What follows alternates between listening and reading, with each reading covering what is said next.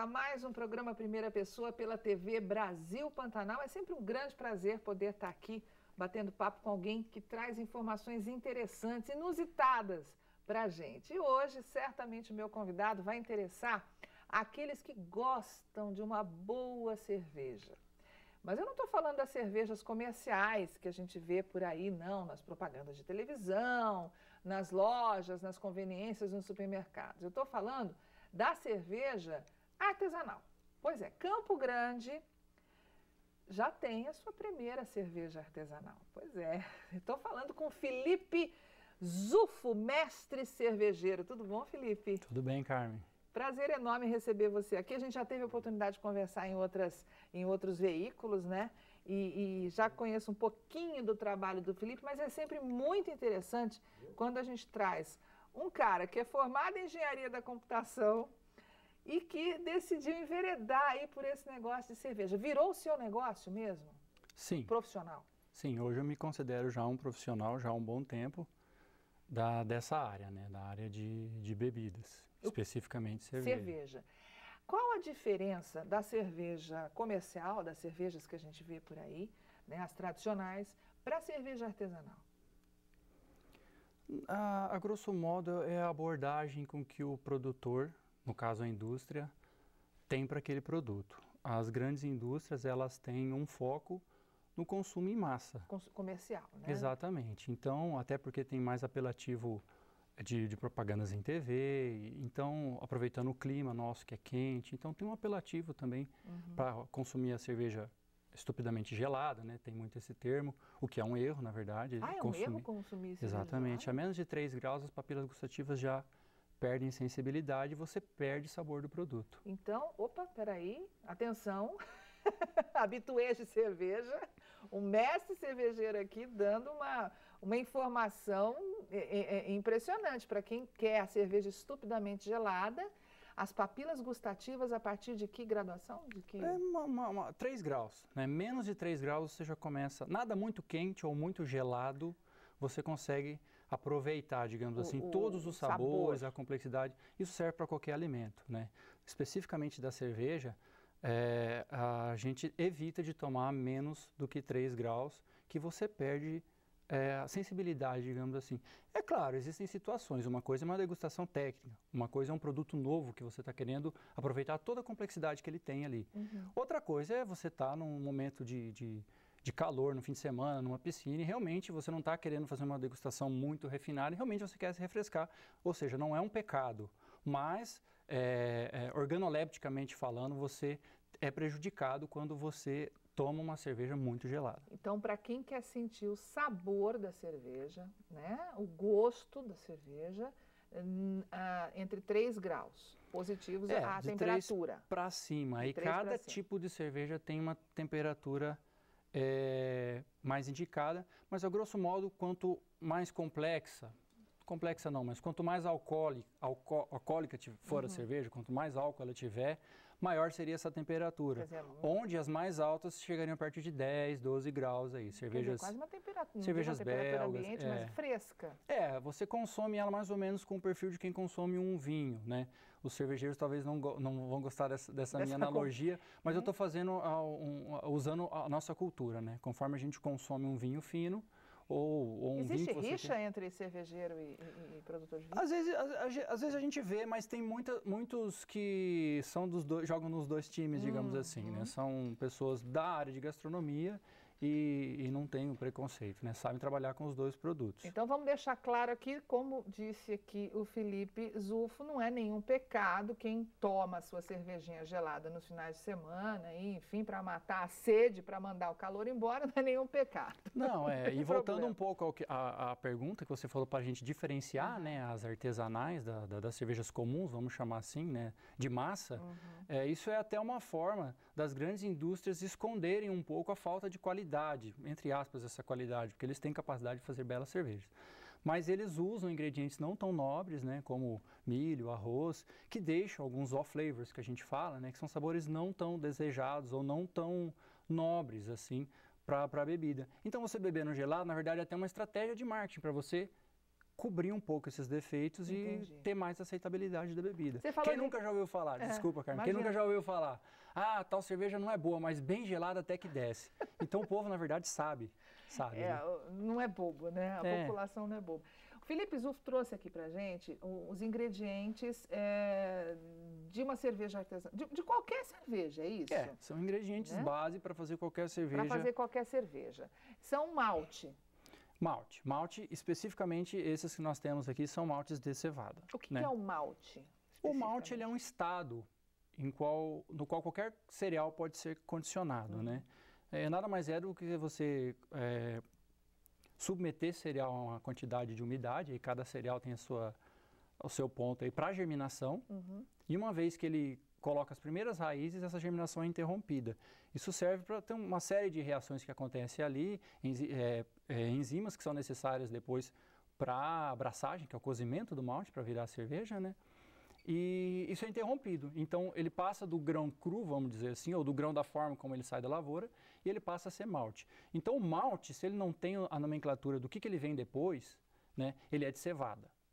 Tá. Agora, quando é malte de trigo, tem que ter malte de trigo, para dizer que é malte de trigo. De centeio, etc., de aveia. A gente tem aqui, esse verdinho é o... Esse lúpulo. Aqui, lúpulo, que é o... você consegue sentir o perfume do lúpulo aí, de onde você está? Esse especificamente é uma variedade bem aromática, então eu sinto, né, quando a gente colocou aqui na mesa, eu já senti o aroma dele. Por quê? O lúpulo, dos motivos que ele tem na cerveja é esse, de trazer aromas, né? Ele principalmente ele é o responsável pelo amargor da cerveja, né? Mas ele traz sabores e aromas também, né? No caso, ele está peletizado, mas ele é uma flor. Peletizado é essa forma que a gente está vendo aí, né? Parece uma ração, alguma coisa, mas é uma forma de armazenar ele simplesmente, exatamente. Né? Mas aqui, é uma flor. Esse aqui? Esse é um malte caramelo, tá? Ele tem uma caramelização alta já, né? Um dos mais caramelados que tem. Posso provar? Pode provar. Você vai sentir que ele tem o sabor do cereal, mas ele tem um pouquinho de doce. Por quê? Na hora de interromper a germinação do malte, os níveis de temperatura e umidade forçam, né, essa caramelização. Então ele acaba tendo essa cor e isso vai parar na cerveja. Quando você controla, né, a mistura dos maltes ali. Ela pode se tornar um pouquinho mais dourada, vamos dizer assim. Mais dourada, mais escura, né? Depende da quantidade e do blend. Você pode usar vários maltes juntos, né? Não necessariamente só dois. Posso usar todos aqui, por exemplo? Nós temos 3 de exemplo, né? Aqui. Né? Mas são muitos maltes. Esse caramelo mesmo, são vários níveis de caramelização. Esse aí é um dos mais caramelados que tem, digamos assim, mais escuros, né? Mas tem vários níveis, né? E esse aqui? Esse é o malte base. No nosso caso, aqui é um malte chamado de Pilsen, né? Mas não quer dizer que é para fazer cerveja Pilsen. Esse é o tradicional? O mais usado dá para se dizer. Que ele tem esse nome, a gente fala malte base, porque ele dá a base da cerveja. É o que vale em maior quantidade. Mesmo. Exatamente, é porque ele é caramelizado no processo de secagem, mais né? Gostoso. Esse aqui. Então, esse aqui é o que é usado em maior volume. Esse aqui. Exatamente. Os outros são mais para complementar ou dar algumas características na cerveja. E esse aqui é o da cerveja escura, é o que deixa a cerveja mais Exatamente. As boas cervejas escuras usam, a grande maioria usa o artifício. Esse posso provar também? Pode, só que ele vai lembrar um café, como você comer um grão de café. Ele é torrado. Então, uma quantidade pequena desse malte aí, né, já consegue escurecer a cerveja bastante. Você quer cevada?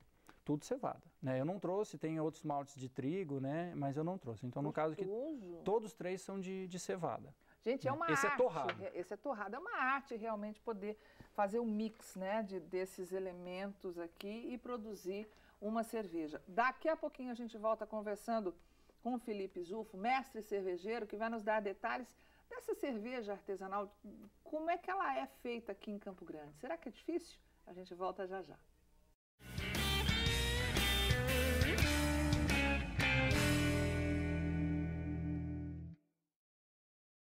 Primeira pessoa de volta hoje conversando com o mestre cervejeiro Felipe Zufo. A gente mostrou aqui alguns ingredientes, né, que o Felipe trouxe pra gente, alguns maltes, né, que compõem a cerveja. E eu quero saber de você agora a cerveja artesanal aqui em Campo Grande, que você tem a cervejaria Moagem, né? Isso. Como é que surgiu essa ideia, Felipe? De onde que você tirou essa coisa de fazer cerveja? Eu comecei por curiosidade, né? Eu sempre fui ligado com degustação de vinho, na verdade. Eu tinha feito um curso de vinhos e eu não tomava cerveja, na verdade. Aí você não curtia o sabor da cerveja? Não gostava. Às vezes tomava com amigos, tentava uma marca diferente. Até que um dia eu tomei uma cerveja alemã e eu gostei. E eu fui atrás de descobrir o porquê daquilo, né? E eu descobri que, na verdade, não é que eu não gostava de cerveja. Eu não gostava de cerveja ruim. E eu comecei a ir atrás de sabores, né, marcas, e estudar sobre o assunto, até que alguém me disse que seria possível fazer, fui estudar. Na época, uns 7 anos atrás, quase 8 já, era difícil, não, hoje está bem mais fácil, você acha material na internet. Na época você precisou sair daqui para algum Não, lugar, não, ou você eu fiz precisou algumas trazer o visitas material? em microcervejarias, mas em termos de estudo, assim, foi em livros eu trouxe de fora, sim, livros dificilmente em português a gente encontrava, na verdade nenhum. Em que idioma? Que você Mas encontrava? inglês acha bastante, Pensei que fosse alemão, porque a cerveja alemã... Alemão tem, mas no caso eu não domino Não alemão. domino alemão. Então, aí a partir disso eu fui estudando, né? Gostei, a primeira cerveja, por sorte ou não, ela ficou uma delícia, a primeira cerveja que eu fiz, nem sem bem saber meio o que estava fazendo, Você fez né? onde a primeira cerveja? Em casa. Na cozinha? Não, e é possível. A maioria dos cervejeiros caseiros, né, até porque tem esse nome, fazem em casa. Meu Deus, pronto. Atenção, mães e pais, vão pegar suas panelas. Pode pegar a panela lá da casa da mãe e começar a fazer cerveja? Não é recomendado. Não? Não é recomendado. É melhor usar um equipamento exclusivo para produção de cerveja, porque qualquer gordura ou resquício de detergente pode prejudicar, né? E até a própria forma como que você limpa, sanitiza as panelas, para a cerveja ela deve ter um cuidado especial. Mas é muito delicado, é uma alquimia mesmo, é uma química, né? É um processo... Assim, é fácil fazer uma cerveja boa, mas também é muito fácil fazer uma cerveja ruim. Né? A contaminação é uma grande inimiga do cervejeiro, né? Então, antes da levedura atuar ali, nenhum micro-organismo pode atuar. Então, basicamente, o que eu preciso para produzir uma cerveja na minha casa? Ou quem quiser fazer? Água potável. Esse negócio de água boa para cerveja é uma lenda. A água é importante, mas hoje em dia nós temos água... que seja potável, ela já pode fazer uma boa cerveja. Água filtrada? De preferência com pouco cloro. Né? O próprio processo ele tende a perder um pouco do cloro, mas se você tiver como filtrar ela, carvão ativado ou água mineral, não é tão recomendado também, mas enfim, uma água potável. Então lenda essa história da água ser A água é importantíssima para a cerveja, mas hoje em dia é muito barato arrumar uma água, você ajustar uma água para aquela cerveja que você quer. Então água potável. Água potável, exatamente. Então, um malte de qualidade, hoje a gente tem acesso também no Brasil, né? Lúpulo, que também é bacana que ele seja fresco, quanto mais fresco, mais... as características lúpulo dele... esse aqui, né? Que a gente mostrou. Isso. Porque ele envelhece, né? Então ele vai perdendo suas características aromáticas, enfim. E quanto mais fresco, melhor, né? Todo ingrediente, né? Tudo que a gente vai cozinhar, vai fazer, quanto ingrediente mais fresco, melhor. Claro, com certeza. Essa é a tendência. De qualidade. E aí? E por último, a levedura. Para cada tipo de cerveja é recomendado algumas, né? Um grupo de leveduras específicos. A levedura, ela pode trazer características mais fenólicos, né? Mais ésteres, que são mais frutadas, uma cerveja mais frutada ou mais seca, ou se é uma cerveja de baixa fermentação, tende a ficar, se é uma pilsen, ficar mais refrescante. Tudo isso tem uma levedura específica. Tem levedura que é neutra, que deixa aparecer mais os outros ingredientes, então depende do que você está querendo chegar. Né? Qual que é o resultado? A questão da água também. Se você está fazendo uma cerveja sem muito compromisso, querendo ajustar ela muito em um estilo específico, a água não é tão importante, basta que seja potável. Agora, existem estilos de cerveja que se você não tiver uma água com aquelas características, você não consegue chegar naquele resultado final. Então, ela é importante a água. Depende mas do você que você julgar que, igual a gente ouve por aí, que tal fábrica é melhor ou pior por causa da água, isso é lenda. Porque ajustar uma água é muito barato. Realmente é. Né? Existem fábricas que fazem o mesmo produto, estão localizadas geograficamente em locais diferentes, e o produto é diferente. Mas tem tanta coisa para prejudicar uma cerveja, temperatura. Cerveja é um produto muito delicado. Temperatura, transporte, e botar a culpa na água não é uma coisa muito certa. Então, para produzir, sei lá, meia dúzia de litros de cerveja. 20 litros, é o padrão 20, que 20 litros cervejeiro... é o padrão? Porque quando a gente compra a levedura, ela vem num sachêzinho, parece aquele de fermento de pão. Certo. Inclusive é a mesma levedura. É uma cepa diferente, própria para cerveja, mas é o mesmo micro-organismo, é o mesmo fungo ali. Então, um envelopinho daquele é para fazer 20 litros. 20 litros então, é a média que os cervejeiros fazem. Tem gente que faz até 5 litros, mas eu acho que é muito trabalho para pouca cerveja. Né? Mas... E aí produz... em quanto tempo se produz? Ficam prontos? Isso varia muito de estilo para estilo. Né? Uma cerveja rápida, bota aí uns 15 dias, uma cerveja forçada para ficar pronta rápido. Isso. A cerveja mais longa que eu já fiz, não quer dizer que é a mais longa que se possa fazer, né? Eu esperei 90 dias. 3 meses para tomar uma cerveja. E, assim, da forma com que eu estruturei a cerveja, já teria que ficar pronta em 90 dias, né? E tem que ficar num lugar específico, guardado numa adega, sei lá, ou na geladeira, ou fora da geladeira? A cerveja é inimiga do sol. Tá. Então, protegendo do sol é um bom começo. Para fermentação, cada levedura trabalha numa faixa de temperatura. Então, seria o mais adequado. Não quer dizer que você pode fazer e colocar lá no quartinho, na sua despensa, bem protegido para não contaminar, vai sair cerveja.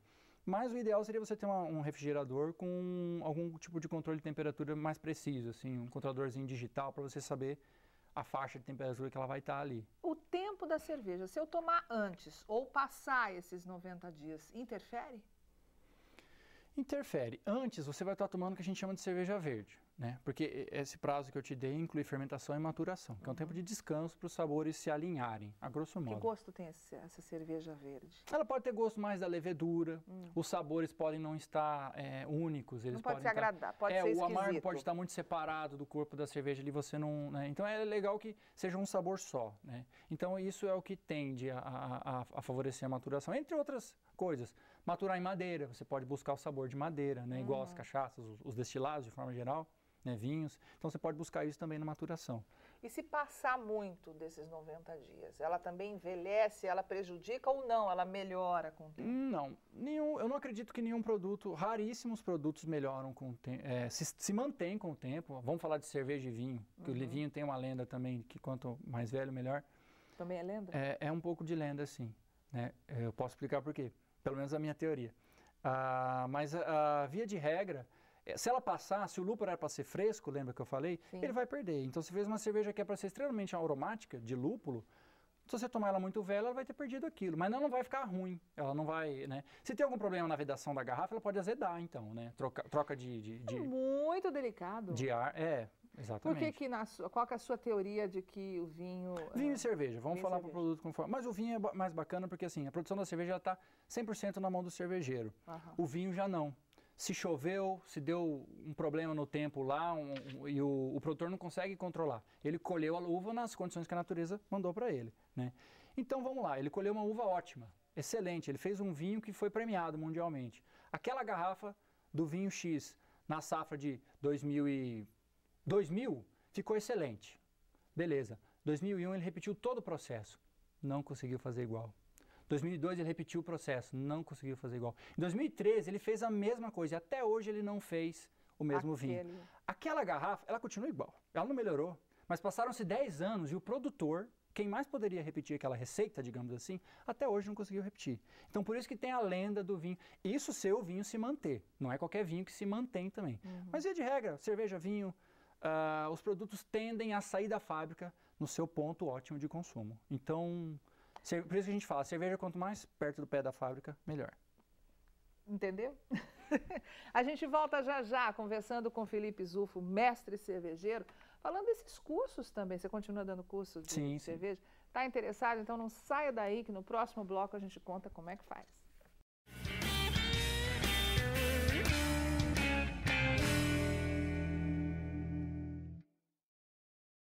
Primeira pessoa de volta, já no terceiro e último bloco desse bate-papo delicioso com Felipe Zufo, mestre cervejeiro, dono da cervejaria Moagem, cervejaria artesanal aqui em Campo Grande, a primeira, né, cerveja artesanal de Campo Grande, que tem toques muito regionais, né, Felipe? Você faz questão de colocar tereré, por exemplo? Isso, são testes que eu faço para quando a fábrica estiver em produção, né, e a cerveja for comercializada, que eu possa trazer, né, coisas regionais, que a cervejaria seja regional. E uma das minhas ideias é trazer alguns produtos regionais para dentro da receita da cerveja. Não são todas, né, mas tem essa cerveja que eu uso a erva de tereré para complementar o amargor, que é uma cerveja mais amarga, né, uma Indian Pale Ale, ou IPA, como a gente chama, que é uma cerveja que tem uma carga de lúpulo maior. E eu uso a erva de tereré para trazer esse sabor da erva mate. Guavira você também usa? Exatamente. E uma com guavira. Essa de guavira, eu estou fazendo alguns testes ainda ajusto. Toda vez que eu faço essa cerveja, eu levo para alguns amigos provarem. Isso eu queria saber, quem é que faz faz os testes. Isso a gente, hoje em dia essa de Guavira já está sobrando degustador, que sempre que eu levo amigo o pessoal gosta muito, né? Teve uma época que eu temperei uma carne com a de Guavira, eu quase apanhei de um amigo meu. Nossa, eu te dou 1 litro de cerveja, um caminhão de cerveja, mas não usa Guavira para temperar a carne. Então tem esse tipo de coisa, a gente vai desenvolvendo, né? E esse regionalismo é importantíssimo para cervejaria pequena, né? É o que a gente chama de cervejaria artesanal. Não que ela seja artesanal, porque o artesanato, na verdade, não é, ela é uma indústria. Sim. Né? E como é que tá, em que pé que está essa montagem da cervejaria? A fábrica está num projeto, né? Está sendo construída, a previsão para que fique pronta lá por janeiro, fevereiro. E a produção dela? Como é que já começa a produção? Vai ser nessa época, provavelmente lá em fevereiro. Mas qual a quantidade que você planeja aí, ou pode, de repente, já... Ela vai oscilar nos 10 mil litros mês. 10 mil litros mês. Que é uma coisa pequena, uma cervejaria uma coisa bem pequena. Né? O pessoal deve estar curioso. Quanto é que custa 1 litro, por exemplo, de cerveja? Isso varia muito. Porque, por exemplo, o lúpulo, se eu vou fazer uma cerveja muito amarga, ele é uma matéria-prima que encarece a cerveja. Porque você usa muito pouco na cerveja, ele tem um valor agregado. Então, só dando um exemplo, né? Não é ele o culpado, mas uma cerveja que vai muito lúpulo, ela pode oscilar esse valor. Mas, em média, uma garrafa no mercado, aí você acha cervejas por volta de 9, 10 reais, até ela perto tem de 20. Litro, eu não sei. Ela 600 ml. 600 ml. É a garrafa padrão que as cervejarias artesanais usam. Então, depende de onde você vai comprar, tem uma variação boa de preço, né? Mas é por aí. Quem é que fiscaliza a questão de higiene, no caso de cervejarias e indústrias de bebidas, é o Ministério da Agricultura. Ministério da Agricultura. É ele que tem que obedecer uma série de exatamente, regras, né, tem uma série de exigências, né, sanitárias ali, e que você tem que ter, e depois o produto eles também que fazem. Tem um selo? Não é um selo, mas é um registro. Você tem um número, né, e no Ministério você vai ter aquele teu produto registrado. Então tem um código, que é o registro daquele teu número. E o código também, o registro da tua fábrica. Então, começo de 2015, 2014, perdão, a gente pode já contar com a cervejaria artesanal Moagem. Sim, né? Hoje a gente, quando fala de obra, é complicado, mas esse é nossa estimativa, a última estimativa. E para quem está interessado em conhecer mais desse universo das cervejas artesanais, né? Essas alquimias, essas receitas, enfim, os cursos que você dá. Como é que funciona? Isso começou pela procura de amigos e pessoas que ouviam falar que a gente trabalhava com isso e queriam aprender, né? Então, desde que eu começou a ter um número grande de interessados, eu modelei 2 cursos, digamos assim. Um curso voltado para a degustação só, que a pessoa vai conhecer sobre produção um pouco mais na teoria, história da cerveja, conhecer os ingredientes, os estilos que tem, que são mais de 130 tipos, cadastrados, a grosso modo, né, vamos dizer assim. E então é um curso que ele é na mesa, digamos assim. Mais teórico. Você toma uma cerveja, identifica os aromas dela, o país de origem, por que ela tem aquelas características, identificar off flavors, que são problemas ou sabores indesejados, digamos assim, né? E depois tem o curso de produção, que é o mais procurado, que é o que tivemos mais edições, digamos. Quanto tempo a pessoa leva para fazer esse curso de produção? É um dia só. Um dia?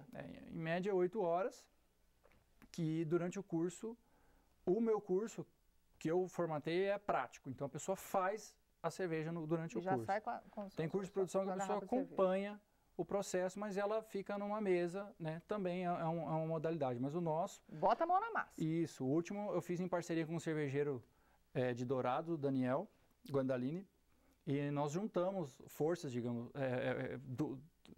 ele vem de São Paulo, então ele é de uma escola diferente, ele fez cursos por lá, então a gente juntou conhecimentos e fizemos uma turma em Dourados recentemente. E tem muita procura? Em média são entre 10 e 20. Mas o interesse é legal, né? O interesse tem muita gente que quer fazer, tem muita gente que fala, poxa, eu não consegui fazer por causa da data, e é um dia só. Então... Uma coisa que eu acho muito interessante, em todas as conversas que eu já tive a oportunidade de ter com o Felipe Zufo, a questão da conscientização da bebida, né? Do consumo responsável de bebida. A gente vê aí diversas barbaridades acontecendo pelo consumo irresponsável de bebida alcoólica, e quem curte, né, degustar a cerveja artesanal, tem uma outra consciência, né, Felipe? Isso.